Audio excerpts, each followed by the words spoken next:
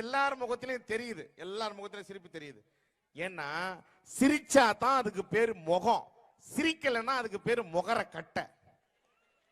ஏன்னா நம்ம தெரிஞ்சவங்க வீட்டுக்கோ சொந்தக்கார வீட்டுக்கோ போனோம்னா நம்மள சிரிச்சு வரவேற்கணும். என்ன ஐயா, சிரிச்சு வரவேற்கணும். வாங்க வாங்க வாங்க வாங்க, உட்காருங்க உட்காருங்க, நல்லா இருக்கீங்களா, சாப்பிட்றீங்களா, இப்படி சொன்னா அந்த வீட்டுல உட்காரலாம், சாப்பிடலாம்.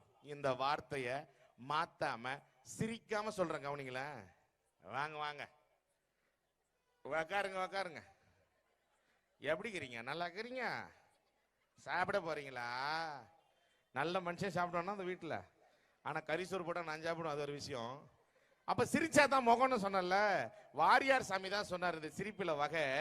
இடம் பார்த்து சிரிப்பவன் எத்தன், இடமறியாமல் சிரிப்பவன் கோமாளி, கண் பார்த்து சிரிப்பவன் காரியவாதி, காணாமல் சிரிப்பவன் கஞ்சன், கற்பனைகள் சிரிப்பவன் கவிஞன், அருளுக்கு சிரிப்பவன் ஆண்டி, பொருளுக்கு சிரிப்பவன் பச்சொந்தி, தன்னை மறந்து சிரிப்பவன் காதலன், தனக்குத்தானே சிரிப்பவன் பைத்தியக்காரன், துன்பத்தில் சிரிப்பவன் எவனோ அவனே மனிதன் சொன்னார் வாரியார் சாமிகள். இந்த துன்பம் வர வேலையிலேயே நம்ம சிரிக்க பழகணும். அப்பதான் ஒரு குடும்ப வாழ்க்கை நல்லா இருக்கும்.